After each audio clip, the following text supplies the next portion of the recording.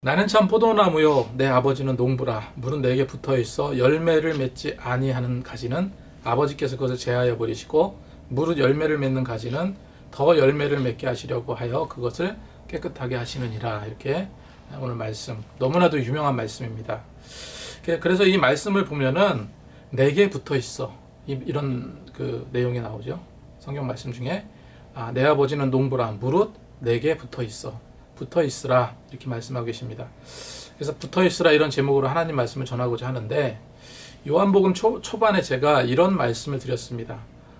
에고 에이미 용법에 대해서 말씀을 드렸는데, 하나님께서 분명히 자기를 선언하시는 것이다 라고 말씀을 드렸었던 적이 있습니다. 기억나시죠? 요한복음에 이런 표현이 자주 등장한다라고 말씀드렸는데, 영어로 말하면 I am과 같아요. I am, 나는 뭐뭐다, 나는 뭐뭐다. 15장 1절 말씀을 보면 내가 참 포도나무다, 나는 참 포도나무다. 여기서 나는 뭐뭐다, 이게 바로 에고 에이미, 헬라어로 에고 에이미, 이런 말입니다. 그래서 구약 성경은 하나님은 당신을 가르쳐서 뭐라고 표현합니까?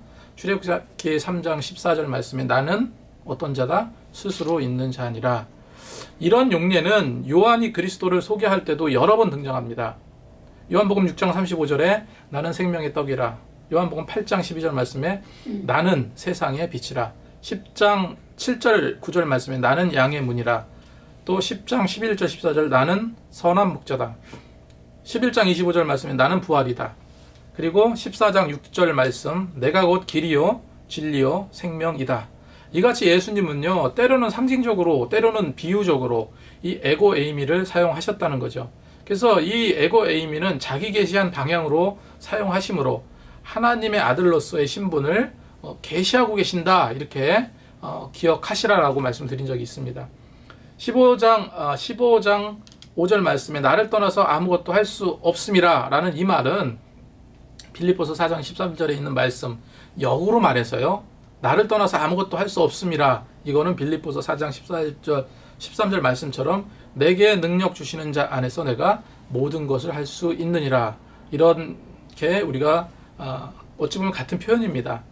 그래서 요즘 삶에 뚜렷한 목표 없이 무의미하게 살아가는 사람들이 많은데, 삶에 유의미하다, 무의미하다라는 판단은 절대적으로 개인적인 판단만은 아니에요. 왜냐하면은 나는 내가 살아간다고 생각하지만 사실 내 주변에 있는 사람들과 같이 살아가고 있기 때문에 그렇습니다. 그래서 무의미하게 사는 것이 아니라 그 사람이 하루하루 일신우일신하는 그런 발전이 있어야 하고, 그리고 더 나아지는 삶이 되어야 주변 사람들은 이게 정말 옳게 사는 구나, 이렇게 인정할 거라는 거죠.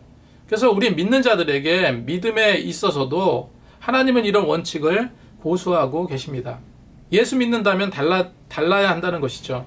그래서 예수 믿는다면은 믿음의 행함을 가져야 한다는 겁니다. 예수 믿는다면 더 깊은 믿음으로 성장하기를 또 하나님께서 원하신다는 거예요. 그래서 주님은 한마디로 어떤 삶을 살아가라고 우리에게 말씀하십니까? 열매 맺는 삶을 살아가라, 열매 맺는 삶을 살아가라 말씀하세요. 그래서 예수님은 당신을 포도나무 비유를 하시면서 가장 중요한 두 가지 메시지를 우리에게 주시는데, 먼저 열매를 어떻게 해야 된다고요? 맺어야 된다. 2절 말씀에 만약 열매를 맺지 아니하는 나무는, 열매를 맺어야 되는 거죠. 열매를 맺지 아니하는 나무는 아버지께서 그것을 제하여 버리시리라, 기록하고 있는데, 이거는 굉장히 무시무시한 말씀입니다. 그런데 열매를 맺어야 하는데 먼저 선행해야 될 일이 있습니다. 그거는 오늘 제목과도 같아요. 어쨌건 포도나무에 붙어 있어야 합니다. 4절 말씀에 내 안에 거하라. 이건 붙어 있으라는 거죠. 포도나무 안에. 내 안에 거하라. 나도 너희 안에 거하리라. 가지가 포도나무에 붙어 있지 아니하면 스스로 열매를 맺을 수 없음 같이 너희도 내 안에 있지 아니하면 그러하리라, 기록하고 있어요.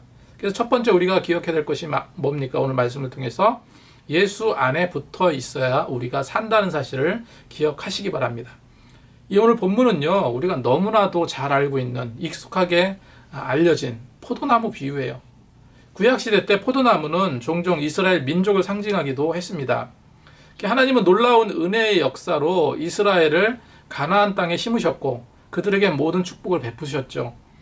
이스라엘은 하나님의 포도원으로서 열매 맺는데 필요한 모든 것을 소유할 수 있었던 거예요. 하지만 참다운 열매를 맺지 못했습니다. 그들은 의로움 대신에 불의를, 공평 대신에 포악함을 일삼았고 하나님보다 세상을 어떻게 합니까? 더 사랑했어요. 우상을 따르고 하나님 말을, 율법을 따르지 않았죠. 그래서 포도원 벽을 제해 버리시고 무방비 상태로 내버려 두사 그들을 이방의 민족을 통해 징계를 받게 하셨다라고 우리는 알 수 있습니다. 이제는 어떻게 됐습니까? 주님께서 세상에 오시면서 새로운 포도나무가 생겼어요. 새 포도나무가 생겼습니다. 이제 축복은요, 더 이상 이스라엘의 언약적 관계 속에서 주어지는 축복이 아니라 예수 그리스도를 통한 그런 축복의 삶으로 승화되어 갔던 것이에요. 그렇다면 우리가 열매 맺기 위해서 노력해야 되고 성경도 열매 맺으라고 말씀하고 있는데 과연 우리가 열매 맺기 위해서 어떤 노력을 기울여야 할까요? 첫 번째가 아까도 말씀드렸던 것처럼 일단 붙어 있어야 됩니다. 일단 포도나무에 붙어 있어야 돼요. 다시 한번 4절 말씀을 보면 내 안에 거하라 나도 너희 안에 거하리라. 가지가 포도나무에 붙어 있지 아니하니 하면 스스로 열매를 맺을 수 없음 같이 너희도 내 안에 있지 아니하면 그러하리라 기록하고 있습니다.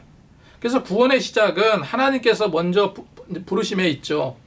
예수님께서 직접 우리를 찾아오셨습니다. 콜링으로 우리 심령 안에 들어오셨어요. 중요한 것이 무엇입니까? 우리 성도들의 믿음의 반응이 필수적이라는 거예요. 그 콜링에 우리가 응답해야 됩니다. 예수님은 천국의 복음을 전하실 때 많은 비유를 들어 말씀하셨어요. 그래서 우리가 예수님을 생각할 때 정말로 비유의 달인이다, 이렇게 말할 수 있을 정도로 참 비유를 많이 하셨어요. 들에서 이렇게 말씀을 전하시다가 들에 핀 들꽃을 보시고 야, 저기 피어있는 백합화를 봐라. 너무 예쁘지 않냐? 저 백합화는 솔로몬이 입은 그 값진 옷보다 얼마나 더 아름답냐? 비유하신 거죠. 하늘에 새가 쫙 날아다니니까 그거를 가리키시면서 저기 공중에 날고 있는 새를 봐라. 너무도 신기하지 않니? 저 새들이 어디서 살고 어떻게 먹고 사는지 모르지만 어쨌건 굶어 죽지 않고 잘 먹고 잘 살고 있지 않니? 어떻게 그럴 수 있을까? 새들은 농사 짓지도 않고 길쌈하는 수고도 하지 않는데 어떻게 저렇게 잘 살 수 있을까? 다 하나님께서 먹이시는 거다. 우리 믿는 자들은 어떻게 이웃을 섬겨야 될까? 어떻게 우리가 이웃을 사랑해야 될까? 내가 비유로 얘기해 주겠다 하면서 어떻게 말씀하세요? 여리고로 내려가는 그 여행객이 강도 만난 사건을 비유로 말씀하시죠. 너희가 천국이 뭔지 아니? 천국이 뭐 하는 곳인지 아니? 구원받는다는 게 무슨 뜻인지 아니? 그건 하나님께로 돌아오는 거야. 그러시면서 허랑방탕한 생활을 했던 탕자 이야기를 하세요. 이처럼 예수님은 비유를 들어 말씀하셨고 성경은 더 심하게 비유가 아니면 가르치지 아니하셨다라고 할 정도로 많은 비유들을 하셨습니다. 무슨 이제 씨 뿌리는 비유, 천국의 비유, 감추어진 보화의 비유 등등등 많은 비유를 하셨어요. 그런 예수님의 많은 비유 중에서 오늘 이 포도나무의 비유는요, 말씀도 참으로 많이 우리가 들어왔던 말씀이고 정말로 중요한 말씀이죠. 한마디로 하나님과 예수님과 나와의 관계성을 보여주는 굉장히 쉬운 예예요. 누구라고요? 하나님과 예수님과 나와의 관계성. 예수님 뭐라고 말씀하십니까? 나는 참 포도나무다. 주님은 포도나무. 포도나무 또 아닌 어떤 포도나무요? 참 포도나무. 그래서 어린이 찬양, 예수님은 생명의 참 포도나무, 아버지는 포도원 농부시니 가지들이 열매를 맺지 않으면 아낌없이 찍어서 던지시리라. 기억나시나요? 주일학교 때 배웠던 찬양. 그래서 예수님은 당신을 참 포도나무로 이렇게 말씀하시고 하나님은 어떻게 표현했습니까? 포도원의 농부로 비유를 하셨어요. 그리고 우리는 어떤 자들입니까? 그 포도나무에 붙어있는 가지로 비유하셨습니다. 너무나도 쉽죠. 초등학생들도 알만한 그런 내용입니다. 이렇게 너무 쉬운 표현들을 하고 있지만 너무 중요한 말씀이에요. 우리 입장에서 이것은 무엇을 말합니까? 이거는 양자 간의 연합을 이룬다는 말이에요. 하나님과 우리와의 연합을 이루는 그 의미. 그래서 우리는 예수님과 연합을 통해서 열매라는 값진 결과를 얻어낼 수 있습니다. 완전하지 못하거나 부정확하거나 무언가 실체가 아닌 허상들 중에서 그렇게 불완전한 상태에서 완전한 실물로서 포도나무를 말하고 있는 거예요. 하나님은 택한 모든 백성들, 이 포도나무로 비유한 백성들은 예수 그리스도에게로 접붙임이 되어서 살아야만, 그렇게 붙어 있어야만 비로소 진정한 열매를 맺을 수 있다는 거예요. 그렇다면 포도원 농부이신 하나님은 어떤 일 하십니까? 본래 과수원 농부가 할 일은 그대로예요. 가지를 다듬고 깨끗하게 씻고 때로는 불필요한 가지를 치기도 하시고 열매 맺지 못하는 나무를 잘라버리시기도 하고 거기에 붙어있는 가지 우리는 가지라. 그래서 원줄기인 예수님에 대한 믿음이 있어야 돼요. 내가 여기 붙어 있어도 되나? 이런 불안함을 가져서 안 된다는 거예요. 원줄기의 예수님은 신뢰하는 그 생활은요. 원줄기인 예수님을 신뢰하는 생활은 하나님의 은혜로만 되어져요. 그리고 예수님을 참 포도나무로 세우신 이는 하늘의 아버지세요. 그가 우리의 중보자로 영원전에 세우시고 마침내 이 세상에 보내셨어요. 그래서 중보자로 세우시고 말씀하기를 어떻게 말씀하십니까? 마태복음 3장 17절 말씀에 이는 내 사랑하는 아들이요 내 기뻐하는 자라 이렇게 성경은 말씀하고 계세요. 그래서 포도나무 비유를 통해서 우리에게 주시는 메시지 붙어 있으라는 거야. 붙어 있어야 산다. 그것이 살 길입니다. 내 영이 어떻게 살아날 수 있습니까? 붙어 있어야 돼요. 그런데 붙어 있기만 하면 되느냐? 아니죠. 포도원의 농부 되신 하나님은 열매를 기다리고 계신다.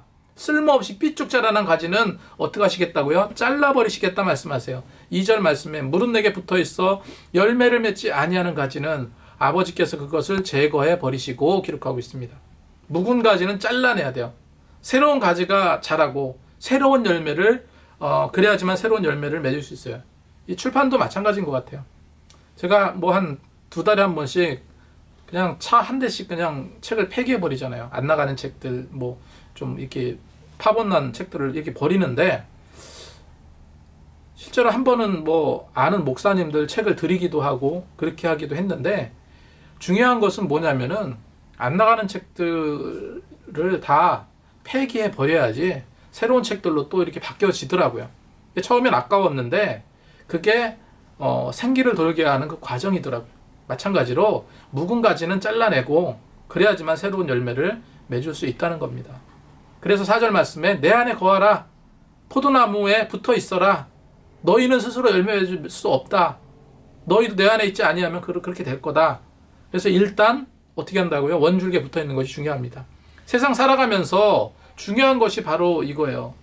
일단 예수 믿는 게 중요하잖아요. 일단 예수 믿는 거.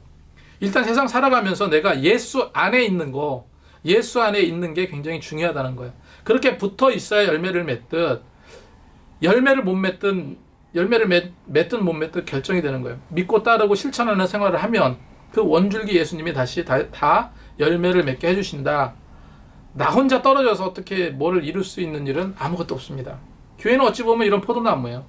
하나의 포도나무가 하나의 교회라고 한다면 그 중심에 누가 계십니까? 그 포도나무 중심은 예수님이시죠. 그리고 그 포도나무에 우리는 어떤 거야? 가지로서 자라나서 그 가지를 통해서 원줄기의 영양분을 빨아먹고 그로 인해서 주렁주렁 포도 열매를 맺혀야 되는 거죠. 이게 교회의 모습이에요.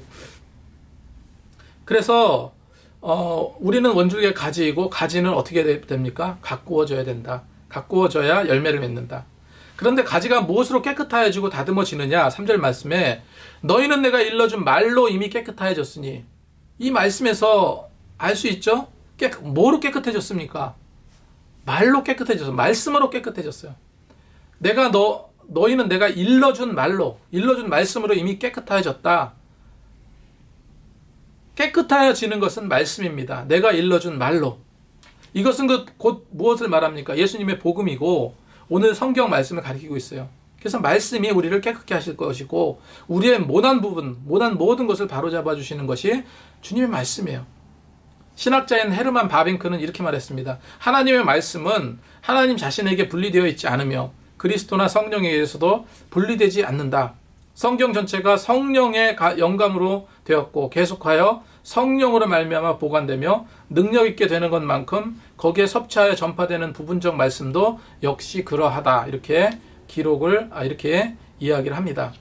성경에 말씀하고 있는 이 하나님의 말씀이 무엇인지, 자, 아까 제가 뭐라고 말씀드렸습니까?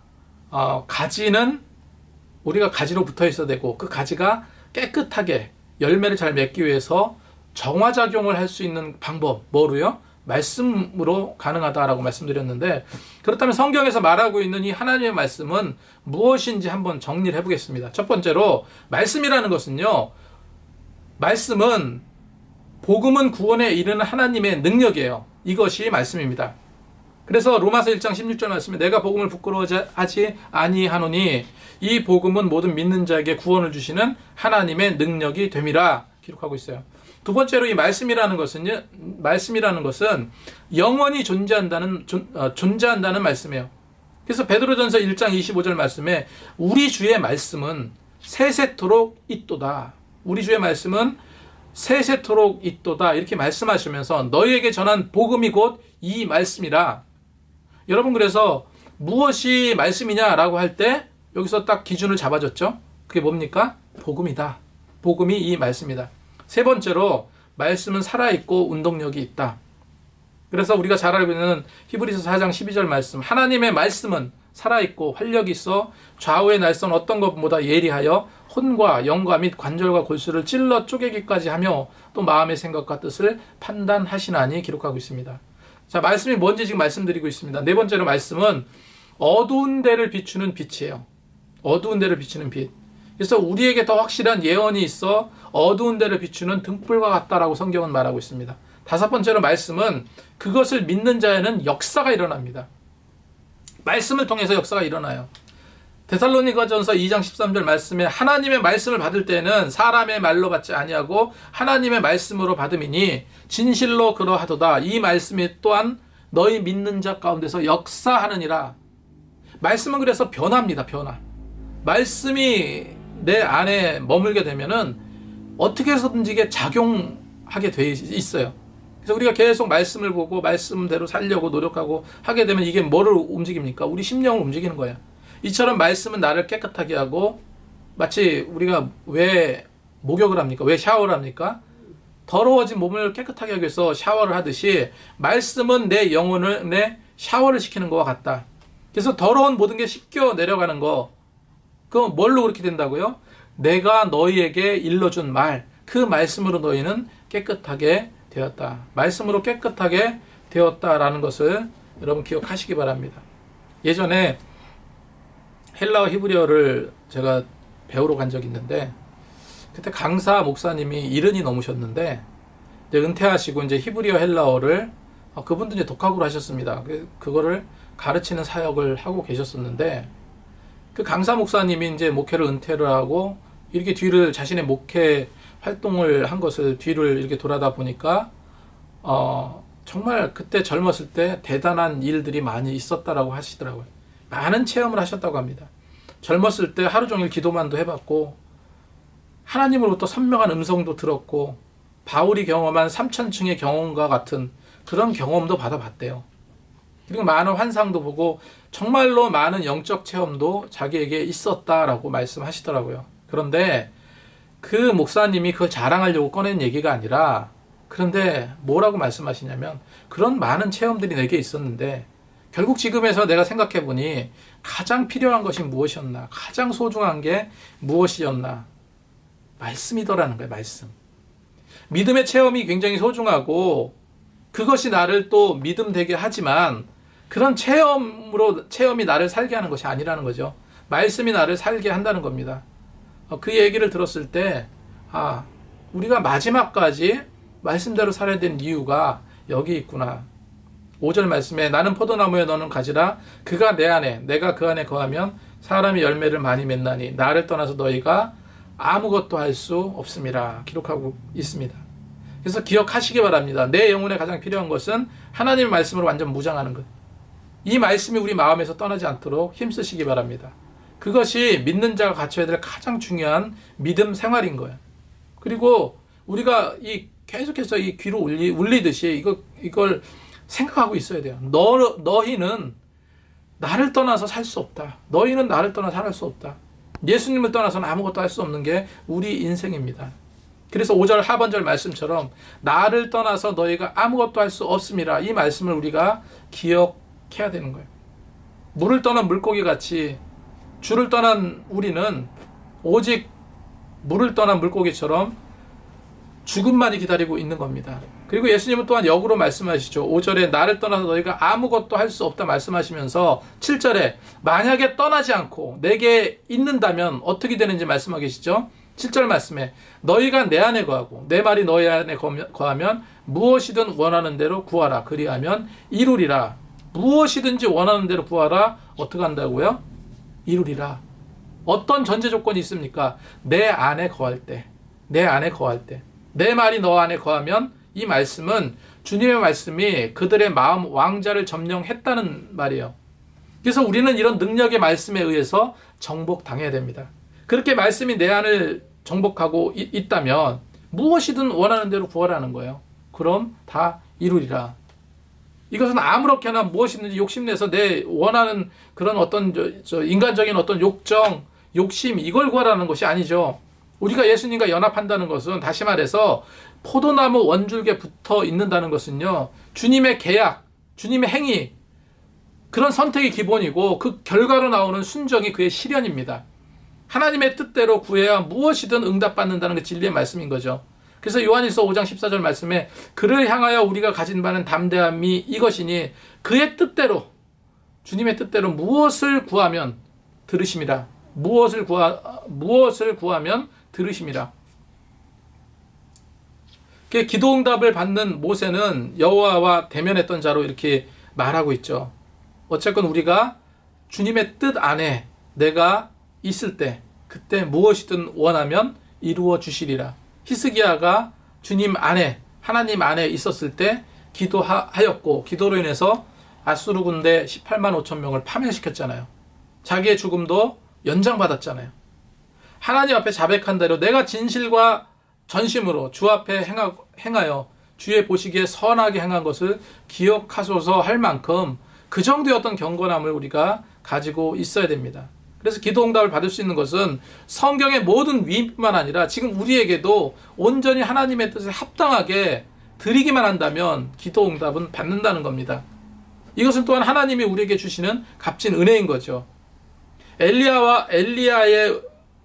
엘리야의 우리와 같은 사람이지만 엘리야도 우리와 같은 사람이지만 간절히 기도함으로 큰 응답을 받았잖아요. 야고보서 5장 17절 말씀에 엘리야는 우리와 성정이 같은 사람이로되 그가 비가 오지 않기를 간절히 기도한즉 3년 6개월 동안 땅에 비가 오지 아니하고 다시 기도하니 하늘이 비를 주어 땅에 열매를 맺었느니라 기록하고 있습니다.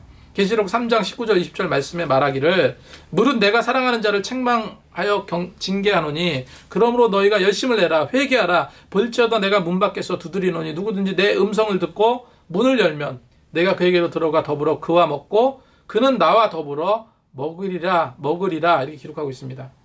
그래서 말씀은 우리가 이제 말씀이라는 단어 아까 제가 계속 말씀 드렸는데 이 하나님의 말씀은 단어적인 뜻은 명사잖아요. 명사.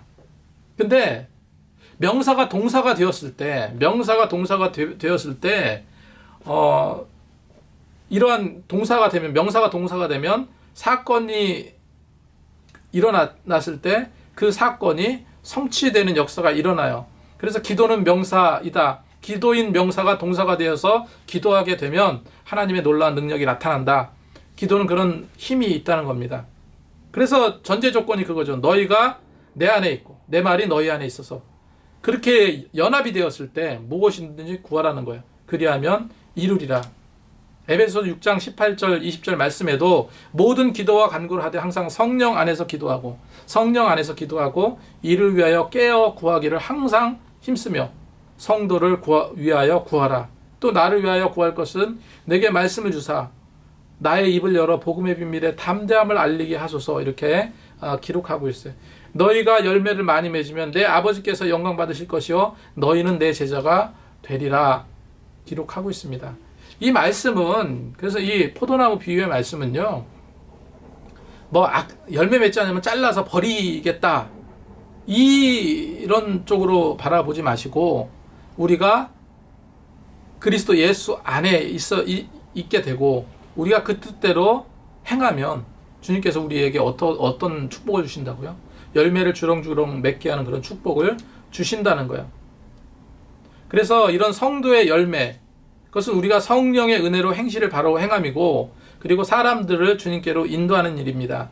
잠언 11장 30절 말씀에 의인의 열매는 생명나무라 지혜로운 자는 사람을 얻느니라 하였어요.